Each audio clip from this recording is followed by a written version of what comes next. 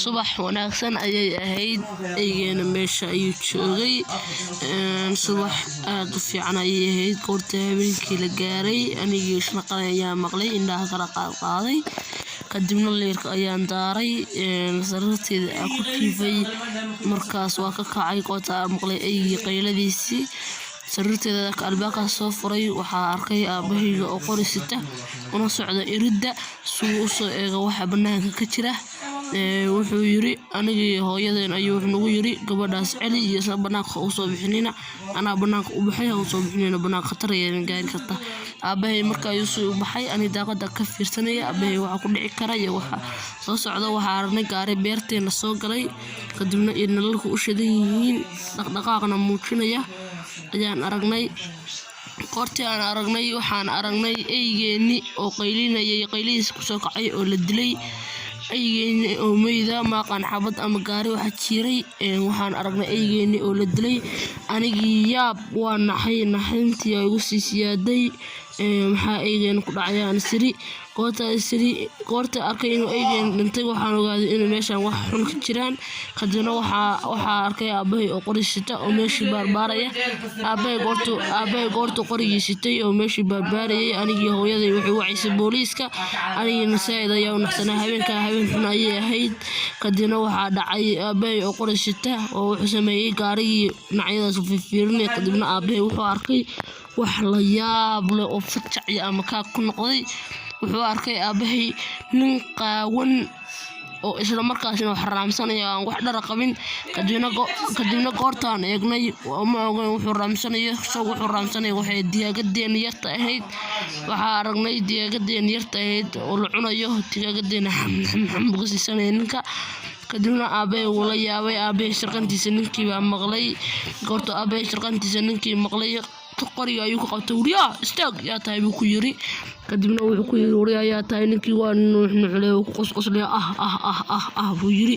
ninkii hal mar soo hilibka u cunay hal mar ayuu aabahay ku soo jeestay saas uu soo eegay wajigiisa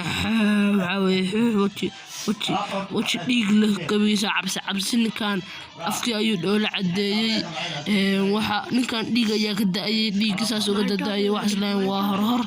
wariyaa aniga maxaa iga qaadaysaa buu ku yiri anigii xadin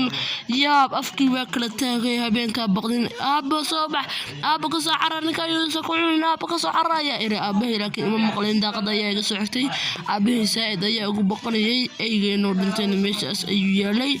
kadibna waxaa dhacay sikadiisa ayaa waxa ku dhacay in uu ninkii hilibka digaagadeen cunayay anigii asii qaylayo aaba soo xarood laakiin aabahay wariga muuse maqlayn aabahay iridda ayuu soo istaagay ninkiina qori ayuu ku hayay kadib markii ninkii uu qori ku hayay wuxuu sameeyay aabahay wuxuu yiri istaag guri aday soo dhawaad xabtay ku dhufnay laakiin ninkan wax ka baqaya ma ahayn digaagadeen sukaysto digaagadeen dilay dhiig cabbu ahaa ninka xabad marka cabsanayn waa qaawanaa ninkan marka aabahay wuxuu ku sifeeyay ninkan waa aabahay xabad ku tuuray ninkii kadibna ninka goorta xabad ku tuur xabad ku beenbeeniyo markaa wuxuu cunaa aabahay xabad ku tuur soo naftiisa uga difaaco aabahay wuxuu sameeyay xabadii ayuu dawcay inuu mar labaad ku tuuro laakiin aabahay ninka wuxuu arkay oo sii qosqoslaya oo ninkaan xabadna ka baqayn kadibna ninka waa sii jeestay oo gadaal ayuu u socday kadibna anagii wuxuu ku noqday inuu dooradeen cuno anigii ciil waxa arkay ninkan dooradeena sii cunay isagoo qor lagu hayo anigii daaqadaas u fiirinaya maalinta waxa dhacay oo la yaabanahay kadibna booliiska ayaa naga soo gaaray kadibna ninkii waa la qabtay ninkii inta dib baa loo xiray waa la qabtay ninkii waa la xiray kadibna goorta la xiray waxa la geeyay jeelkii ninkii waa la qabtay kadibna anagii waxaan loo sheegay inuu ninkan nin tuug ah oo waalan oo mataqaanaa qaawan oo waalan oo mataqaanaa xagga miirka wax ka siiya dad qala inuu ahaana loo sheegay inuu dhiig cabi yahay waana loo baahnaa ninkan nin soo baxsaday ayuu ahaa maalintaasna wixii dhacay waxa la igu yiri needa ka saar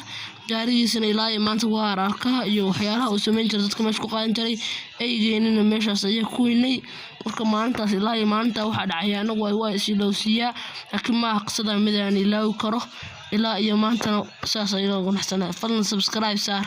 waa ma asantiin thank you